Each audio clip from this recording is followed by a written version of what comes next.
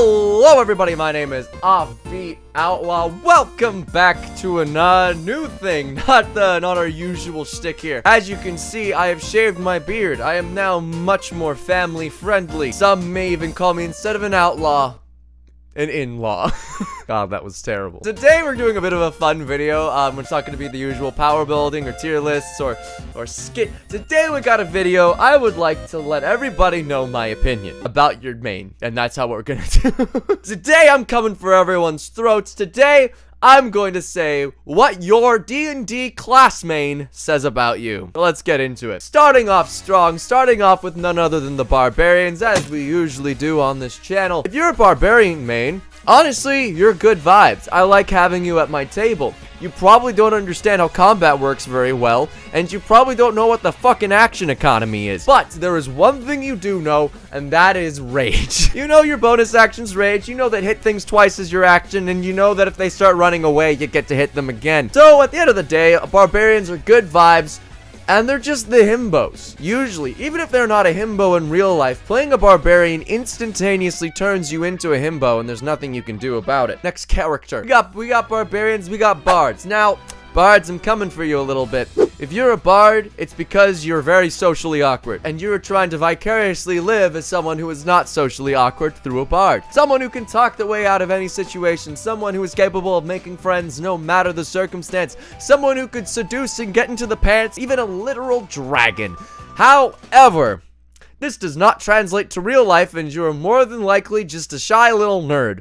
And that's okay, it's just saying it's the truth. Moving on from Bards, we have the goody two-shoes of all the classes, the Clerics. Now, if you're a Cleric, you're usually someone who likes being useful no matter what. You get severely upset the second you stop being useful, and there's probably a good degree of religious issue somewhere trickled into your personal backstory, but we're not going to get into that for today. I understand that if you're a Cleric main, you just like the spell list is what you all say, but I really know that what you really like is having a sugar daddy. I'm watching you.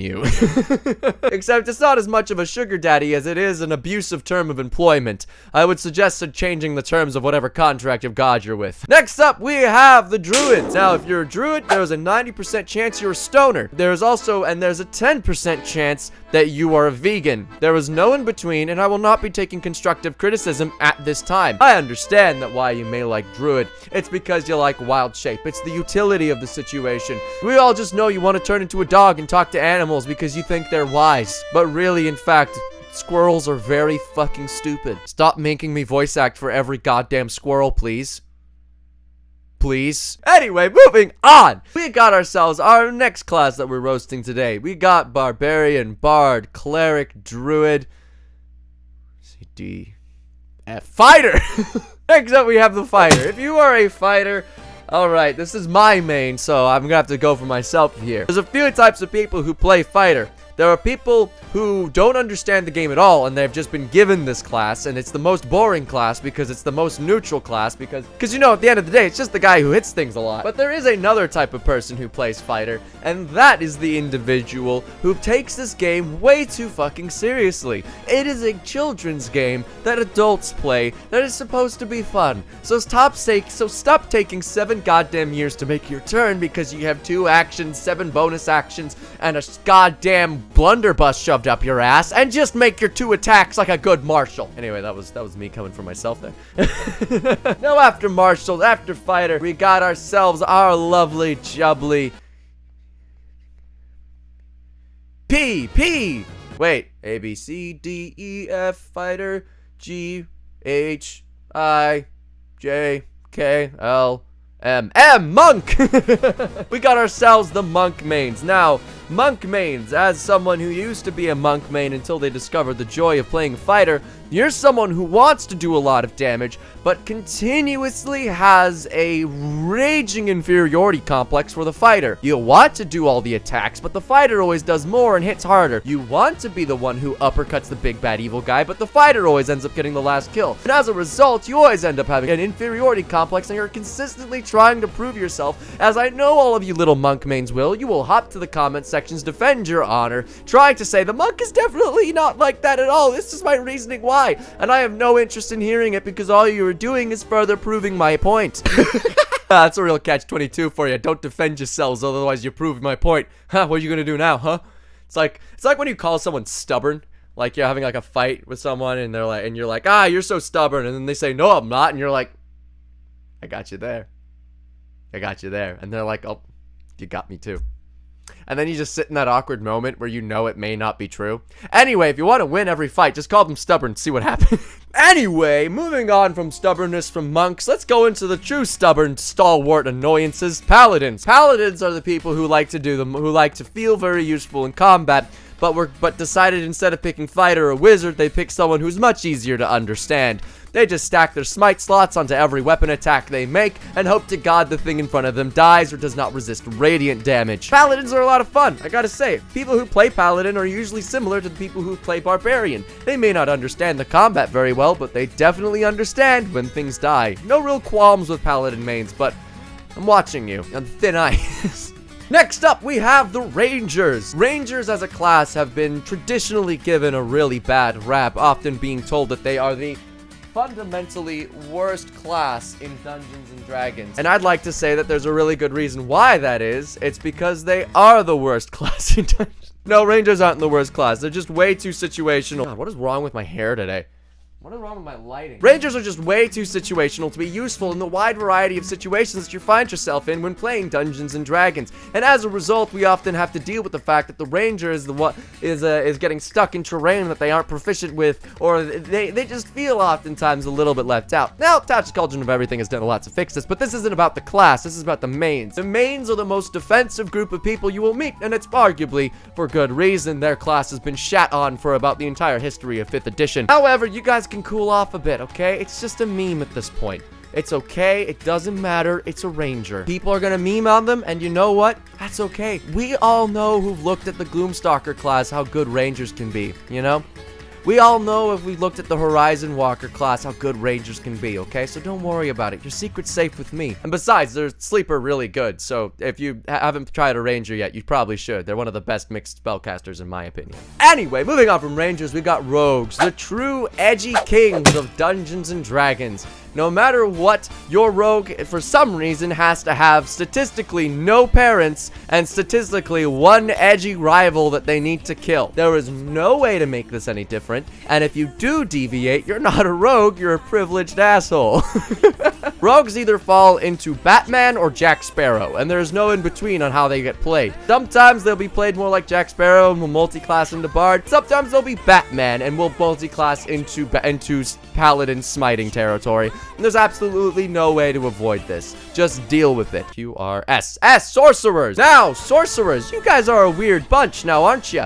Sorcerers are a very strange class in my opinion, because there's a few types of people who play them. There are people who think they're the best class in Dungeons and Dragons and try to do the most damage, and then there are people that know they're severely outclassed by every other spellcaster and just desperately want sorcerers to be cool.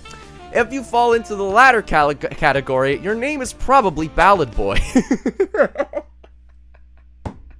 Shout out to my Twitch stream where you can watch Ballad Boy desperately try to make the sorcerer useful. And I know that's gonna piss off a lot of the sorcerer mains. Y'all really think you're the best spellcaster. With what? One spell that you get that no other class does? With goddamn Chaos Bolt, you're really telling me that's better than the bajillion spells wizards get? You're telling me Chaos Bolt's better than Tensor's Transformation? You're telling me that the only class feature you guys get that used to be exclusive has been since relegated to a feat, and therefore it's worth taking you guys as a multi-class even? No siree, sorcerers, I am sorry. At least bards, the other full charisma caster, get access to bardic inspiration, which is incredibly useful. You guys, and is unavailable to a feat. You have to multi-class. Sorcerers, I'm sorry. You have been voted off the island. Moving on from sorcerers, we find ourselves with warlocks. Now, warlocks are the edgy rogues of spellcasters. They are always edgy, and there's no way to avoid this. You can't make a non-edgy warlock because they have entered into a really bad deal with an incredibly abusive employer. And as we all know from anyone who's worked at Starbucks, no one is more deranged than someone who's just gotten out of a deal with a Starbucks. As we all know, there is nobody more upset than someone who just signed a contract with a really shady company. Warlock mains are like people who work for some random big conglomerate that is absolutely not allowing them to unionize. Anyway, Warlock mains are edgy, and they at least have a small reason to. They made a bad deal when they were 17, and all of a sudden, a record label owns owns everything that they do for the rest of their lives. You know, really shady stuff from Warlocks. But you know what? You guys can ease up a bit, okay? Your tragic backstory is tragic and all, but you are the one who signed the Your tragic backstory is tragic and all, but I'm sick and tired of hearing about it, and the only thing you got is Eldritch Blast anyway, so scoot along. Toodaloo. Goodbye. Moving on from Warlocks, we finally arrive at Wizard mains. Now, if you are a Wizard main, it's because you think you're the best and you're right, and it's really goddamn annoying, and I wish you would shut the hell up about how good the Divination Wizard is. We all know the Divination Wizard is good, but some of us would like to try some a little bit more advanced problem solving to get through our issues rather than rolling a nat 1 at the beginning of the day and giving it to the enemy that attacked us.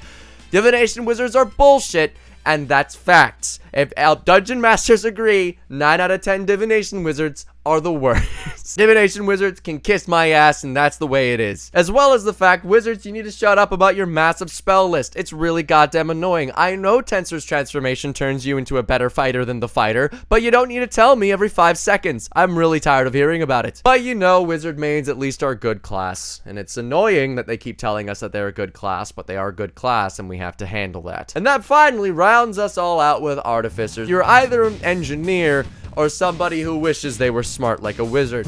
You want to have the ability to make big brain plays like combining a bunch of spell effects like a wizard can, but you also don't have the mental capacity to at this current moment, so you stick with the artificer. But you also don't have the basic game knowledge required to do this like the rest of the wizard players, so you just play an artificer, and they've got some cool stuff that allows you to feel smart without actually being smart. And isn't that the entire point of Dungeons and Dragons? As we round out this video, where I have come for everybody's throats, I would like to remind you that this is all opinion, and I literally roasted every single class in Dungeons and Dragons. So if you are upset at my roast, remember, no one is safe. So please, be sure to leave an incredibly long comment defending your class in the comment section to ensure that I will read it. And I will definitely respond and definitely care. That is all for today, so thank you guys so much for watching. If you liked this video, please remember to like and subscribe. Bing that bell, tell all of your friends, support the Patreon if you can, and I will see you all in the next video. But for the moment, I humbly ask of you to please get the fuck out of my house.